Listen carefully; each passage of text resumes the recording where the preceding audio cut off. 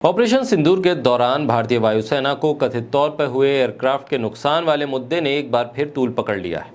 इस बार इस मुद्दे की चिंगारी को हवा तब मिली जब इंडोनेशिया में भारतीय रक्षा आतेशे कैप्टन शिव कुमार का बयान सामने आया, जिसमें उन्होंने कहा कि भारत ने कुछ एयरक्राफ्ट राजनीतिक बाध्यताओं के चलते खो दिए।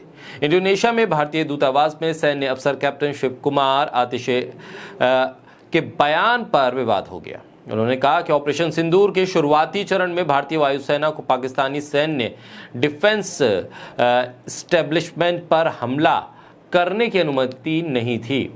उसे सिर्फ आतंकी ढांचे को निशाना बनाने के निर्देश दिए गए थे। इसी वजह से भारत ने कुछ लड़ाकू विमान खो दिए।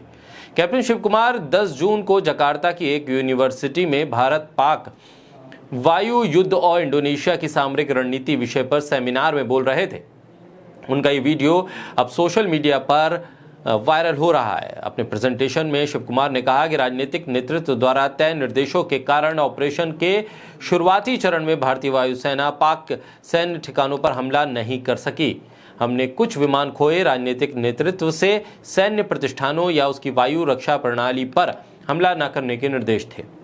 डिफेंस आतेशे और आर्म फोर्स के सदस्य होते हैं जो विदेशी दूतावासों में, विदेश में स्थित हमारे दूतावासों में देश के रक्षा प्रतिनिधि के तौर पर काम करते हैं। कैप्टन शिव कुमार ने कहा कि नुकसान के बाद भारत ने रणनीतिक बदलाव किया और सैन्य ठिकानों को निशाना बनाया।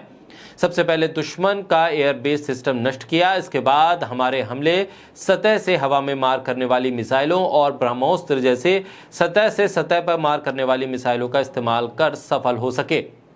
इससे पहले सीडीएस जनरल अनिल चौहान ने एक इंटरव्यू में कुछ विमान खोने की बात स्वीकार की थी। इंडोनेशिया में भारतीय दूतावास ने कहा है कि डिफेंस आतेशे का बयान जो उनका कॉन्टेक्स्ट है उससे हटाकर बताया जा रहा है। उसके प्रेजेंटेशन की मंशा और मूल उद्देश्य को गलत पेश किया गया है।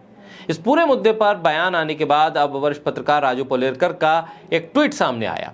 उन्होंने बाकायदा इस ट्वीट को रीपोस्ट करते हुए लिखा अवॉइड मॉर्निंग वॉक, यानी कहीं ना कहीं राजनीतिक बयानबाजी अब इस पर तेज हो रही है और इस पर जो बयान है विमान खोने का और फिर लगातार आ रहे इस तरह के बयान राजनीतिक स्तर पर कहीं ना कहीं दुविधा पैदा करेंगे।